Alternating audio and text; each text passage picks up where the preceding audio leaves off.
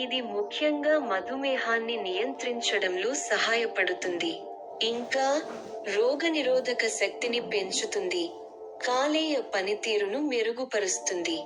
కాకరకాయను తగ్గించడానికి సహాయపడుతుంది. ఇది మధుమేహ వ్యాధిగ్రస్తులకు ఉపయోగకరంగా ఉంటుంది. రోగనిరోధక శక్తి పెంపు, ఇమ్యూనిటీ బూస్టర్. కాకరకాయలో యాంటీఆక్సిడెంట్లు పుష్కలంగా ఉంటాయి. ఇవి రోగనిరోధక శక్తిని పెంచడంలో సహాయపడతాయి, తద్వారా అంటువ్యాధులు రాకుండా నిరోధిస్తాయి. కాలేయ ఆరోగ్యానికి, లివర్ హెల్త్. కాకరకాయ రసం కాలేయం యొక్క పనితీరును మెరుగుపరచడంలో సహాయపడుతుంది.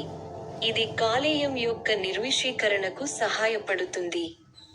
జీర్ణక్రియకు సహాయం, హెల్ప్స్ ఇన్ డైజెస్షన్. కాకరకాయ రసం జీర్ణక్రియకు సహాయపడుతుంది.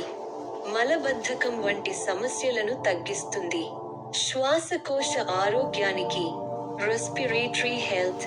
ఆస్తమా, బ్రోంకైటిస్ వంటి శ్వాసకోశ సమస్యలను తగ్గించడానికి కూడా కాకరకాయ రసం సహాయపడుతుంది. బరువు తగ్గడానికి సహాయం, వెయిట్ లాస్. కాకరకాయ రసం బరువు తగ్గడానికి కూడా సహాయపడుతుంది.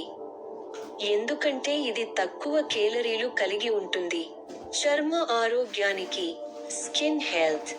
కాకరకాయ రసం చర్మ సమస్యలను తగ్గించడంలో సహాయపడుతుంది. మొటిమలు మరియు ఇతర చర్మ సమస్యలను తగ్గిస్తుంది. గుర్తుంచుకోవలసిన విషయాలు, ఇంపార్టెంట్ పాయింట్స్. కాకరకాయ రసం కొందరికి కడుపు నొప్పి లేదా ఇతర జీర్ణ సమస్యలను కలిగించవచ్చు, కాబట్టి మితంగా తీసుకోవడం మంచిది. రక్తహీనత ఉన్నవారు కాకరకాయ రసాన్ని ఎక్కువగా తీసుకోకూడదు, ఎందుకంటే ఇది రక్తహీనతను పెంచుతుంది. ఏదైనా ఆరోగ్య సమస్య ఉన్నవారు కాకరకాయ రసాన్ని తీసుకునే ముందు వైద్యుడిని సంప్రదించడం మంచిది. Health care professionals advice. కాకరకాయ రసం కొంచెం చేదుగా ఉంటుంది, కాబట్టి దానిని రుచిగా మార్చడానికి కొన్ని చిట్కాలు పాటించవచ్చు. ఉదాహరణకు, నిమ్మరసం లేదా తేనె కలపడం.